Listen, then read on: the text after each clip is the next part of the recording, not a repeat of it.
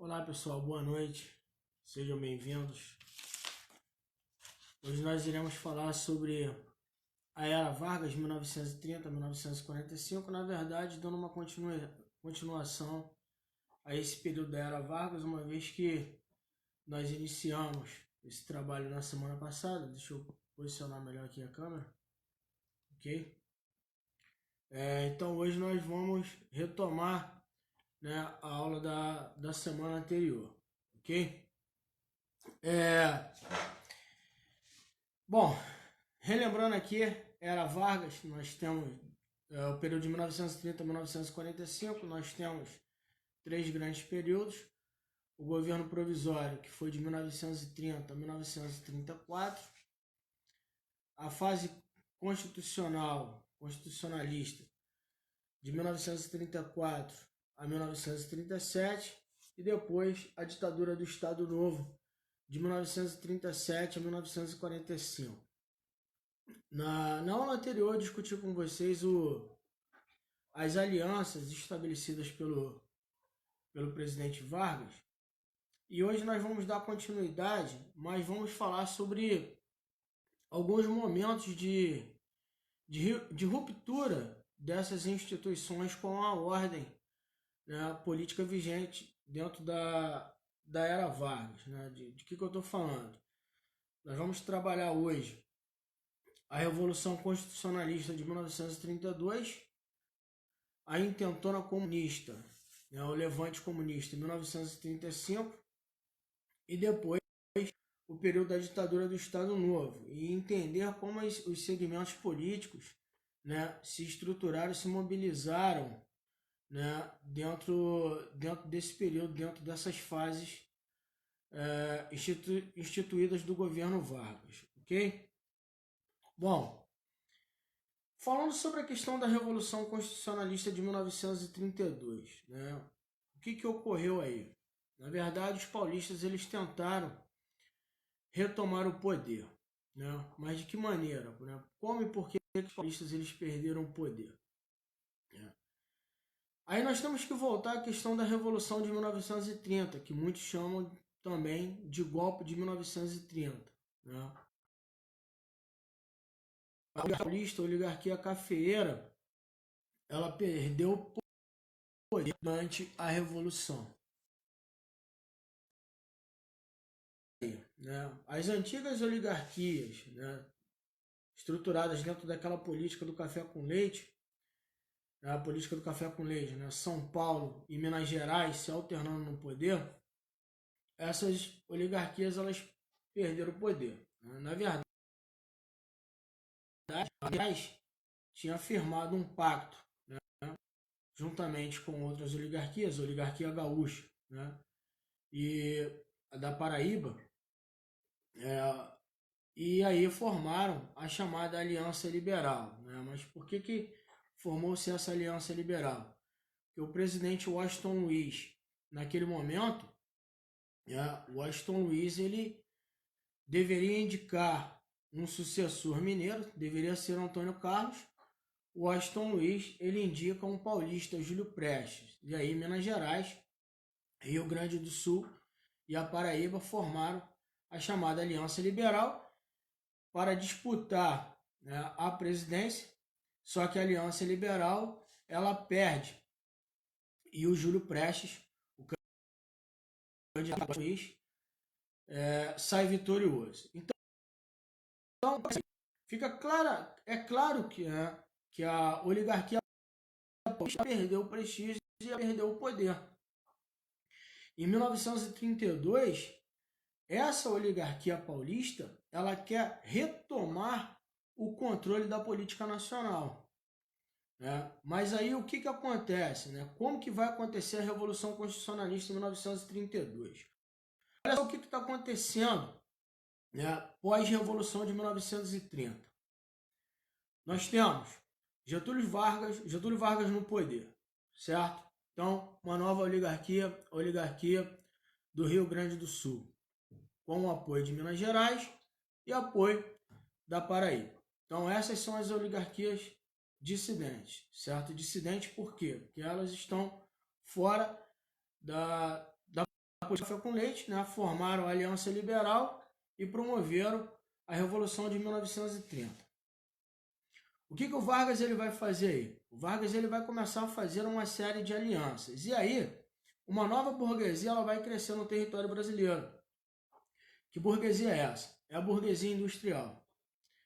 Paralelo a essa burguesia industrial, nós temos a burguesia comercial. Então, a indústria e o comércio vão ter um grande crescimento, um grande boom nesse momento, né?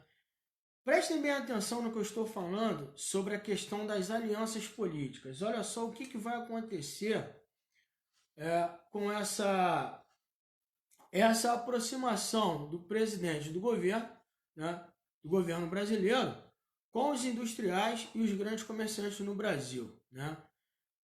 A partir daí vai surgir o Senai e o Senac, mas guardem isso aí que eu vou discutir isso depois com vocês, que é uma aproximação de Vargas com esses grandes empresários, com essa burguesia emergente no território brasileiro nesse momento. Nós temos agora 3 grandes forças dentro do território brasileiro, ok? Nós temos as oligarquias, né, que perderam o poder, as oligarquias, né, principalmente a oligarquia paulista, a oligarquia cafeeira. Nós temos os legalistas, né, que aqueles militares que apoiavam o governo, né, que querem a manutenção da ordem. E nós temos aí os tenentes. Os tenentes que promoveram aquele movimento, o movimento tenentista, e depois, né, os tenentes participaram, né, da coluna Prestes. E aí, agora esses tenentes, né, somando uma nova força dentro do território brasileiro. A grande questão é que uma ala radical dos tenentes, né, ela vai se aproximar com o fascismo italiano. Então, o que esses tenentes, mas prestem bem atenção, não eram todos os tenentes, era uma ala mais radical do movimento tenentista, que queria uma centralização política, uma centralização do poder. Então, olha só, 3 grandes segmentos políticos, 3 grandes forças que nós temos nesse momento. Oligarquia cafeeira perdeu o poder. Os tenentes, né, a ala mais radical, lutando por uma centralização, defendendo uma centralização do poder. E os legalistas tentando uma manutenção da ordem. O que vai acontecer com o governo Vargas? O que o presidente Vargas ele vai fazer? Ele vai ter que agradar todos esses segmentos políticos.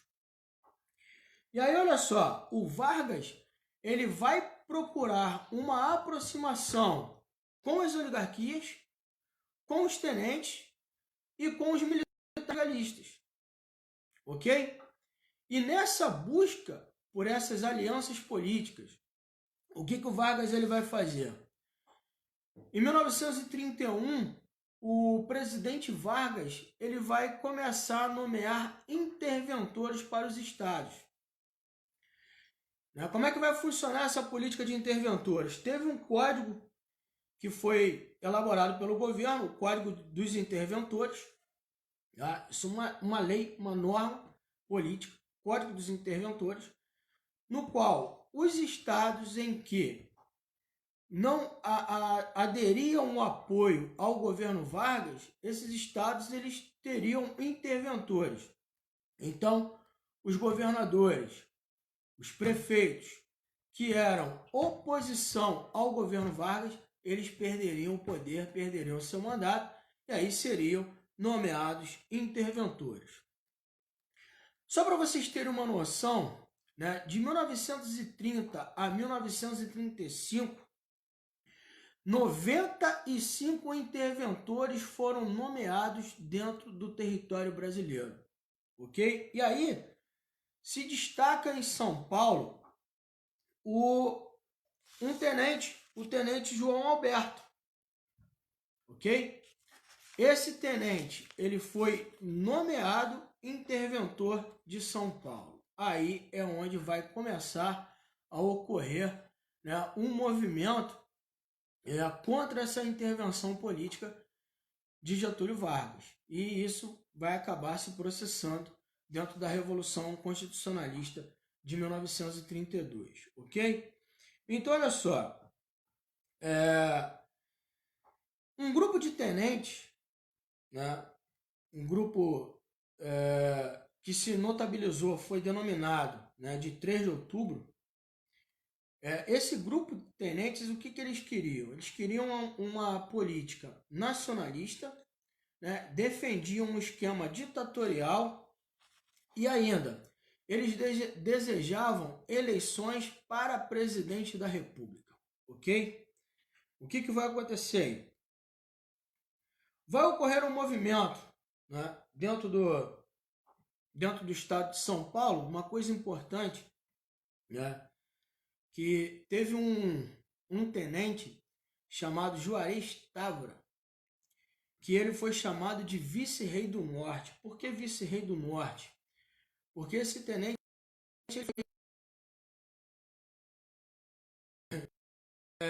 foi e ele acabou liderando vários estados, desde o Espírito Santo até a Bahia e os estados da região norte do Brasil. E por isso ele foi apelidado de vice-rei do norte. Ok? Então, esse tenente Juarez Távora foi um tenente que teve um grande poder durante esse período da Era Vargas. Então, olha só o que eu estou trazendo para vocês, né? Eu falei para vocês que o Vargas ele buscava uma aproximação com esses segmentos políticos e segmentos militares, né? Nessa política de interventores, quem é que ele está nomeando? Está nomeando oficiais e que muitos haviam feito parte do movimento tenentista, como é o caso do Juarez Távora. E aí o que ele vai fazer? Ele vai trazer essa ala radical do movimento tenentista para o lado dele, ok? Bom, o que vai acontecer no estado de São Paulo? O estado de São Paulo, os paulistas eles não aceitaram a nomeação do interventor do João Alberto. E aí o que vai acontecer? Uma onda de manifestações vai acontecer dentro do estado de São Paulo. E aí nessas manifestações, 4 estudantes acabaram sendo assassinados. Que estudantes, né? Aí a sigla MMDC, ok? Que foi o Martins, o Miraguaia, o Drauzio e o Camargo, ok? MMDC. Esse movimento, né, dentro do estado de São Paulo, né, eles promoveram uma onda de protesto, uma onda de manifestações contrárias ao governo Vargas, né? E aí o que esses paulistas estão exigindo? Esses paulistas estão exigindo a convocação de uma Assembleia Nacional Constituinte e a elaboração de uma Constituição e, enfim, a convocação das eleições. Porém, esses manifestantes acabaram depredando vários estabelecimentos, inclusive sedes de jornais, como o Jornal Razão e o Correio da Tarde, ok? 4 estudantes, como eu citei para vocês, foram assassinados. E aí o que ocorreu dentro do estado de São Paulo? Foi formado uma organização política com o nome de MMDC, que são as siglas dos nomes dos estudantes que foram reprimidos e vieram a ser assassinados dentro do estado de São Paulo. Então agora nós temos uma organização paulista, o MMDC, né? Essas siglas, lembrando, MMDC é em homenagem ao nome dos estudantes Martins, Miraguaia, Drauzio e Camargo. Qual é a ideia deles? Pegarem armas, lutar contra o governo e fazer estabelecer uma nova Constituição para o território brasileiro, ok? E aí essa organização MMDC, ela promoveu vários levantes dentro do estado de São Paulo. E aí o que vai acontecer dentro do estado de São Paulo? Teve a formação de uma frente né? Uma frente paulista que agregava elementos da Aliança Liberal e do Partido Republicano Paulista. Foi a Frente Única Paulista, ok? Então, a Frente Única Paulista, um movimento de São Paulo que lutava pela reconstitucionalização do território brasileiro, ok? Esses levantes ocorreram dentro de 3 meses dentro do estado de São Paulo, não conseguiram a derrubada do governo, e aí as tropas legalistas foram enviadas para o estado de São Paulo e acabaram então sufocando o movimento revoltoso, o movimento da Revolução Constitucionalista de 1932, ok? Então essa foi a Revolução Constitucionalista. Beleza? Bom, então agora vamos passar para a Intentona Comunista, em 1935, ok? Dentro desse período da Era Vargas, houve a formação de 2 grandes partidos. A Ação Integralista Brasileira, a partir de 1932, ok? A Ação Integralista Brasileira, o seu principal líder era o intelectual Plínio Salgado. Era uma organização política de inspiração fascista, ok? E no Brasil eles eram apelidados de camisas verdes, né? Na Itália, os fascistas eram chamados de camisas negras. No Brasil, camisa verde, mas por quê? Porque a farda do exército é o verde oliva, ok? Esses fascistas, ou seja, são Aliança Nacional Libertadora, perdão, a ANL, ela era de cunho comunista, ou seja, a Ação Integralista Brasileira, ok? A Ação Integralista Brasileira tinha a ideologia fascista, né? Esses fascistas, o que eles defendiam? Eles defendiam exatamente o nacionalismo, defendiam a nacionalização dos recursos minerais, dos recursos naturais e a centralização do poder. Dentro de um outro lado, existia a Aliança Libertadora, ok? Então, olha só o que vai acontecer aí. A Aliança Nacional Libertadora, ela agregava membros do Partido Comunista Brasileiro, ok? E membros também do operariado. E aí, o que vai acontecer? A Aliança Nacional Libertadora, ela vai contar com um nome importante nesse momento, que é o Luiz Carlos Prestes, o Cavaleiro da Esperança. Aquele mesmo que liderou a coluna Prestes, né, no sul do Brasil, né, liderando o movimento tenentista. E aí olha só o que vai acontecer. Nós precisamos agora entender a conjuntura internacional. Tá? O Luiz Carlos Prestes, né, quando liderava a coluna Prestes, no final da coluna Prestes, como é que foi? Nós já discutimos isso em uma outra live. Né? A coluna Prestes, ela vai se refugiar no território da Bolívia. E aí o Luiz Carlos Prestes, ele acaba sendo enviado para Moscou, ok? E a partir daí, ele passa a ter treinamento militar, político e militar, né, em Moscou. Interessante o seguinte, o Luiz Carlos Prestes, ele não foi aceito de imediato, como membro do Partido Comunista Brasileiro. Por quê? Porque existia uma determinação de Moscou, uma determinação da Internacional Socialista, ok? Qual era a determinação? De que os partidos comunistas, eles não deveriam fazer aliança com a burguesia. Mas isso vai mudar ao longo de 1933. O ano de 1933 ele foi um ano de grandes mudanças dentro desse pensamento, né, da Internacional Socialista. Por quê? Qual é o maior medo nesse momento, a partir de 1933? É o crescimento do nazifascismo. Então, olha só como é que Moscou vai mudar de postura.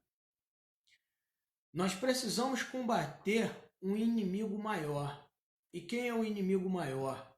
É o nazifascismo. Os partidos comunistas no mundo todo, eles, só para vocês terem uma ideia, para um partido comunista, como aconteceu com o Partido Comunista Brasileiro, em 1922 foi formado o Partido Comunista Brasileiro. A sua formação foi em Niterói, no Rio de Janeiro. Para ser oficializado como Partido Comunista, você tem que seguir todas as determinações de Moscou. Então, as regras, elas vêm de onde? Elas vêm de Moscou, vêm da União Soviética, vêm da Internacional Socialista. Ok? Só assim um partido ele é legitimado como um partido comunista. Né? E até mesmo depois, né, de ser legitimado como um partido comunista, tem que seguir as determinações vindas de Moscou. Ok? E aí, houve uma mudança política, mas foi uma mudança tática. Nós precisamos vencer um inimigo maior, que é o nazifascismo. Então, nós temos que nos aliar com a pequena e a média burguesia. Essa foi a determinação da Internacional Socialista. Ok? E aí, quando essa determinação ela vem da União Soviética, olha só, nós precisamos derrotar o nazifascismo. A partir de agora, nós podemos e temos que fazer aliança com a pequena e a média burguesia. A partir dessa mudança tática, essa mudança política, o Partido Comunista Brasileiro vai aceitar o Luiz Carlos Prestes como membro do Partido Comunista. Né? Por quê? Porque o Prestes ele era da média burguesia, uma vez que ele era oficial, tinha sido, né, oficial do Exército Brasileiro. Ok? Então agora o Luiz Carlos Prestes é membro de honra e presidente de honra do Partido Comunista Brasileiro. Ok? O que vai acontecer? Luiz Carlos Prestes ele vai ter, né, esses treinamentos políticos e militares em Moscou, e aí ele é enviado para o território brasileiro. Por quê? Porque a Aliança Nacional Libertadora para a chegada do Luiz Carlos Prestes no território brasileiro. E aí qual é a ideia? A ideia é um levante comunista no Brasil, né, e a tentativa de derrubada do governo Vargas e a tomada do poder. Ok? Acredito que vocês devem ter visto o filme Olga ou devem ter lido, né, o livro Olga, né? Filme de grande proporção, né? Território brasileiro, foi um filme muito aclamado no Brasil. Né? Esse filme, né, ele mostra exatamente as questões políticas, né, pelo menos uma parte da estratégia política estabelecida pela União Soviética. A filha do Luiz Carlos Prestes, a professora Anita Leocádio, né, a quem eu tive o prazer de conviver na minha graduação durante 7 anos com a professora Anita, uma pessoa assim de um coração grandioso, muito inteligente, né, muito didática, e eu até me inspiro um pouco na professora Anita.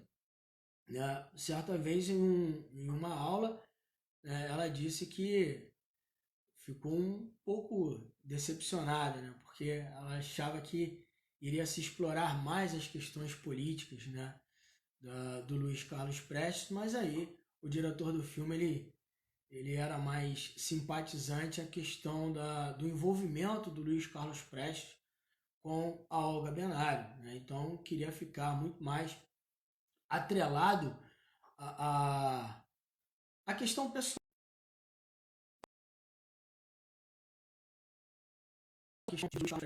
muita ênfase assim nas questões políticas, né? Mas é claro que o pouco que foi mencionado no filme, né, já nos dá pelo menos uma diretriz para análise, pelo menos nessa nossa live hoje aqui, ok? Bom, cenário: judia, comunista e alemã, ok? Obviamente, era inimiga do Terceiro Reich, Terceiro Império Alemão, e tudo aquilo que Hitler, ele, obviamente, odiava, né? Comunista, judia, né? Judia comunista, né? Alemã. Então, a Olga Benário, ela vem para o Brasil juntamente com o Luiz Carlos Prestes, né?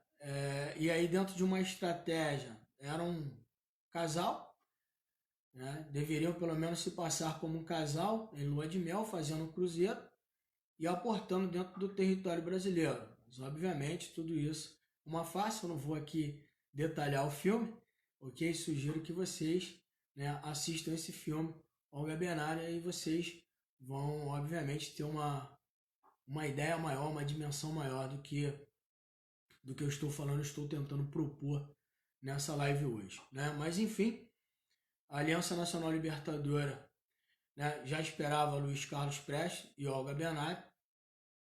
O Luiz Carlos Prestes, ele acreditava que os antigos tenentes iriam apoiar esse levante comunista, né? Inclusive a Marinha de Guerra iria apoiar o levante comunista, mas isso infelizmente não aconteceu, né? Não aconteceu como esperado, né? Apenas 3 quartéis se sublevaram, né? Qual foi a proposta da Aliança Nacional Libertadora? Bom, nós vamos convocar uma greve geral no Brasil, porque as questões políticas, econômicas e sociais, né, estão difíceis. Então, o operariado está crescendo, desemprego, o custo de vida está aumentando. Então, nós precisamos uma greve geral. Então, foi organizada uma greve geral e a ideia era, né, os quartéis vão se revoltar, vão se... E aí os comunistas dos segmentos, né, grevistas, né, dentro desse movimento grevista, esse operariado, né, fazendo a greve, se revoltando. Os comunistas vão incitar a população, vão incitar os grevistas, o operariado, e aí esse operariado vai acabar apoiando os levantes militares, né? Mas o Luiz Carlos Prestes e a Aliança Nacional Libertadora, eles foram traídos, porque apenas 3 quartéis se sublevaram, que foi o quartel de Recife, o quartel de Natal e o da Praia Vermelha, aqui no Rio de Janeiro, né? E esse foi, né, um levante de grande proporção, mas esse do Rio de Janeiro, mas as tropas legalistas acabaram sufocando o movimento revoltoso, né, prendendo alguns oficiais, e aí as investigações elas começaram a se concentrar, né, na figura do Luiz Carlos Prestes, né, quem teria sido, né, o idealizador desse levante. E aí o chefe de Estado, o chefe de polícia, né, o Filinto Miller, que havia feito parte da coluna Prestes, o Filinto Miller, ele foi expulso da coluna Prestes por traição. É uma questão pessoal também do Filinto Miller, né, prender o Luiz Carlos Prestes.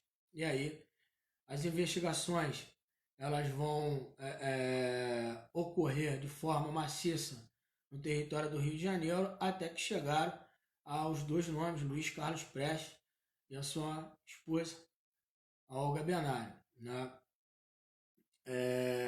Lembrando que não era um casamento legítimo, né? Na verdade, a grosso, né, nós falamos isso em termos dentro de uma estrutura, né, de convivência, né, esposa, mas não tinha oficializado, não era oficializado um casamento, e as leis brasileiras não reconheciam aquele matrimônio, né, porque na verdade eles se envolveram, né, tiveram um envolvimento amoroso dentro desse cruzeiro. Depois, quando Olga Benário e Luiz Carlos Prestes chegaram no território brasileiro, continuaram, né, digamos assim, naquele romance, naquele namoro, e aí ela vem a engravidar, né, da sua filha Anita Leocádio Prestes, a professora Anita Prestes, a professora do Departamento de História da UFRJ. Bom, o governo Vargas ele não reconhece esse matrimônio, ok? Foi um casamento oficializado, nem no civil, nem no religioso. Então, o que vai acontecer? Ocorre a prisão do Luiz Carlos Prestes e da Olga Benário, e aí a Olga Benário ela vai ser deportada do Brasil, e o Luiz Carlos Prestes ele permanece preso dentro do território brasileiro, ok? Em abril de 1935, ok? Ó, em abril de 1935, nós temos, né, sendo decretado, isso paralelo é o mesmo ano da intentona comunista, ok? Mas um outro fato, ocorrido em 1935, foi decretada a Lei de Segurança Nacional. A Aliança Nacional Libertadora, 1935, e a intentona comunista, a insurreição, ela ocorreu entre 23. Então, olha o que nós temos aí. Vamos lá. Em abril de 35, sai a Lei de Segurança Nacional. Em julho de 1935, foi decretado o fechamento da Aliança Nacional Libertadora. Ok? E aí passa a funcionar então na clandestinidade. A insurreição, o movimento, a intentona comunista, foi entre 23 e 29 de novembro de 1935, e aí seu desfecho, a prisão de Luiz Carlos Prestes e da Anita Leocádio Prestes, ok? Bom, o ano de 1936 é o ano que vai ser decretado o estado de guerra. E aí, quando é decretado o estado de guerra, nós não temos, então, eleições dentro do território, ok? Então, olha só o que vai acontecer. 1936, decretado o estado de guerra. Isso aí é uma consequência da intentona comunista, ok? O Poder Legislativo ele concedeu poderes totais ao presidente da República. Só que em junho de 1937, o Congresso Nacional aprovou a continuidade do estado de guerra. Então, olha só o que vai acontecer. Em 1936 foi decretado o estado de guerra, foi uma consequência da intentona comunista, foi uma resposta, uma retaliação à intentona comunista. O Legislativo dá poderes totais ao presidente da República. Em junho de 1937, esse mesmo Legislativo ele não aceita a aprovar ou dar continuidade ao estado de guerra. Então, o que deveria ser feito? Deveria ser feito, né, a convocação das eleições e aí ocorrer as eleições presidenciais, como previa a Constituição de 1934. Porque a Constituição de 1934 ela colocou o quê? O primeiro presidente da República, a partir de 1934, seria eleito por forma indireta. E aí o Congresso Nacional, ele então elege o Getúlio Vargas como presidente da República. Agora em 1937, tem que ser convocadas as eleições e dar posse ao novo presidente da República em 1938, mas Vargas não quer entregar o poder. E aí o que vai acontecer? Quando o Congresso Nacional, entendam bem, quando o Congresso Nacional ele não aprova o estado de guerra, o Vargas e seus aliados eles vão se articular para não convocar essas eleições, ok? E não entregar o poder. E aí ocorre o seguinte, no dia 30 de setembro, saiu um falso plano escrito por um militar, o Olímpio Mourão Filho, que foi o Plano Cohen. O que dizia esse Plano Cohen? Bom, o Plano Cohen ele dizia o seguinte, que existia um comunista no Brasil com o sobrenome Cohen, que tinha a ideia de tomar o poder e assassinar os principais líderes políticos no Brasil. Esse plano, claro, depois do fechamento do Congresso Nacional, que descobriram que tinha sido um plano falso, mas isso bem depois. Esse plano ele foi forjado pelo militar aliado de Vargas, o Olímpio Mourão Filho. E aí, o que vai ser feito? A partir desse plano Cohen, o Vargas convoca o Congresso Nacional novamente e eu preciso de poderes totais, né? É decretado a partir do pedido de Vargas, né? Eu preciso de poderes totais, né? O objetivo, né? A ideia, grosso modo, eu preciso de poderes totais para acabar com essa bagunça, ok? Aqui, ó, plano COE, existe um militar, COE, perdão, existem líderes políticos, e aí? E aí o Congresso Nacional, ele aprova mais uma vez o estado de guerra. Vários governadores apoiavam Vargas.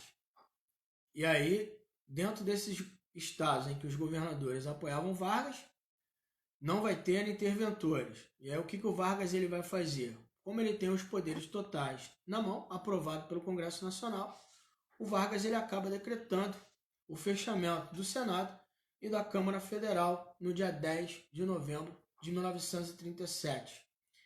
E aí ocorre o seguinte, é anunciado o fim da Constituição de 1934 e uma nova Constituição para o Brasil, que foi a Constituição de 1937. A Constituição de 1937, interessante, ela foi escrita por Francisco Campos. Esse Francisco Campos, ele também foi um dos articuladores da ditadura militar. Francisco Campos ele foi nomeado, né, a partir do Estado Novo. Ele foi nomeado ministro da Justiça. Ele foi ministro da Justiça do governo Vargas. Essa Constituição, entendam bem, a Constituição de 1937 foi apelidada de polaca. Por quê? Porque boa parte dessa Constituição ela foi inspirada na Constituição polonesa. Mas aí olha só o que nós temos. Nós temos a Constituição sendo inspirada na Constituição da Polônia, né? Uma Constituição autoritária, e tinha inspiração também fascista. E aí o interessante é o seguinte, que a ação integralista brasileira durante o Estado Novo, ela acaba perdendo a sua grande força, né? Ela deixa de existir em 1938. Por quê? Porque a partir da Constituição de 1937 foi extinguido todos os partidos políticos no Brasil. Então, está extinguido todos os partidos políticos no Brasil. Fechamento do Congresso Nacional, sai uma nova Constituição, é o fim dos partidos políticos no Brasil nesse momento do Estado Novo. Vargas está governando junto com seus aliados, ok? A oposição, né, ela está sendo reprimida, ela está sendo calada, cerceada e etc. E aí forma-se então uma ditadura baseada no fascismo, ok? A ditadura do Estado Novo, ok?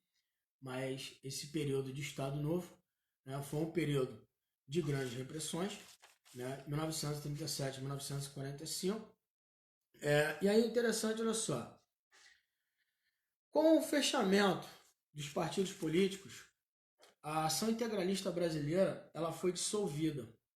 E aí no ano de 1938, a ação integralista brasileira ela tentou um golpe para derrubar o Vargas. Olha só, a ação integralista brasileira que antes apoiava Vargas, agora ela está tentando derrubar o Vargas, tentando derrubar o governo. E esse episódio ocorrido em 1938 foi chamada de Intentona Integralista, ok? Essa Constituição é uma Constituição autoritária, né? Embora o Estado Novo tenha sido um período de grande repressão, né? Em 1939, por exemplo, foi criado o DIP, Departamento de Imprensa e Propaganda, ok? E aí sai aquela questão da A Hora do Brasil, ou também chamada depois, né, A Voz do Brasil, fazendo propaganda do governo. O Departamento de Imprensa e Propaganda, né, o DIP, fazendo censura aos cinemas, peças teatrais e principalmente, né, matérias de jornais, né, e as músicas que saíram naquele momento. Beleza? Departamento de Imprensa e Propaganda, DIP, tem até uma música, né, O Bonde de São Januário. Essa música, O Bonde de São Januário, né, que criticava, né, fazia críticas ao governo, críticas à política do trabalhismo, essa música ela foi censurada pelo DIP. E aí ela teve que ser reformulada. E aí saiu, né, uma nova canção. Né? Essa canção ela modificou completamente a estrutura e muito pelo contrário. Saiu uma nova música, né, falando sobre a questão do trabalhismo, defendendo, né, a questão do trabalho. Uma coisa interessante aí é aquilo que eu falei para vocês logo no início da live. Eu falei, ó, galera, prestem bem atenção. É isso aí, colega do IPN. Valeu, Rafael. Obrigado. Obrigado pela força aí.